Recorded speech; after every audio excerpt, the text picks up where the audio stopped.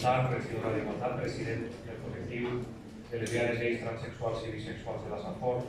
Amigues i amics, molt bona vesprada. Vull agrair en primer lloc a CNGS l'organització d'aquestes primeres jornades contra la LGTBI-fòbia i el fet que aquesta iniciativa porti, ho ha dit el president del nom de Javier Abil, que això va estar aprovat en el plenari de l'Ajuntament fa ara un any. Fa quasi un any també, ho ha dit Ximo, descobríem una placa amb el nom de Javier al Centre Social del Grau, per al seu barri. Un gest senzill per a retre-li un homenatge unànim des de l'Ajuntament de Gandia i el nostre reconeixement com a víctima de l'homofòbia. Era, com dic, un acte simbòlic en què es va acompanyar sa mare, però aquell acte sobretot tenia una gran càrrega emocional i perseguia el desig últim de que la mort violenta i injusta de Javier no caiguera en l'oblit. I amb aquesta intenció vos anime a iniciar avui esta primera jornada contra la LGTBI-fòbia. El crim homòfob de Javier, com qualsevol altra acció violenta que atempte contra la llibertat de les persones i contra la seva orientació sexual, no cap en una ciutat culta i tolerant com la nostra. No podem sinó seguir fomentant l'educació en valors, la tolerància a la diversitat i la no violència per qualsevol motiu. I això ha de ser una tasca col·lectiva de les institucions públiques, sí, de les associacions també, de la ciutadania.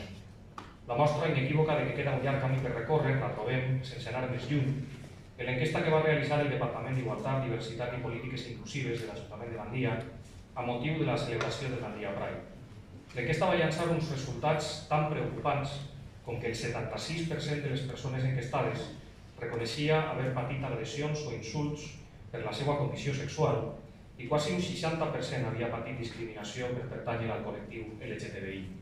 En aquesta mateixa enquesta, quasi un 58% dels participants es mostrava partidari de realitzar campanyes i accions per donar visibilitat al col·lectiu i sensibilitzar la població.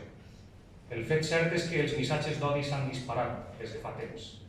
I assassinats com el que va patir Javier o altres persones en els darrers temps visibilitzen una greu situació, de vegades sols reflectides en les enquestes i malauradament en les pàgines de successos. Les agressions homòfobes són més freqüents del que se suposa, però segons l'enquesta sobre delictes d'odi de l'any 2021 del Ministeri de l'Interior, sols es denuncien el 20% d'estos atacs.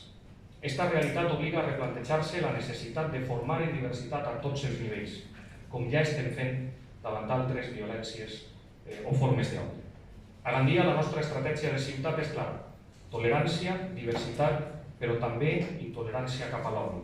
Mai indiferència ni equidistància. Cal conscienciar sobre els abusos i la discriminació cap a les persones per raó de sexe. Cal reivindicar la igualtat de drets i el respecte cap a totes les persones i el dret a viure sense por, sense patir pel fet d'estimar i, el més important, pel fet de ser. Deia Nelson Mandela que ningú naix odiant a una altra persona pel color de la seva pell o el seu origen, la seva sexualitat o la seva religió. Si poden aprendre a odiar, se'ls pot ensenyar a estimar, perquè l'amor és més natural per la norma que el seu oposat. Així que estimem i respectem el fet de ser, sense excuses.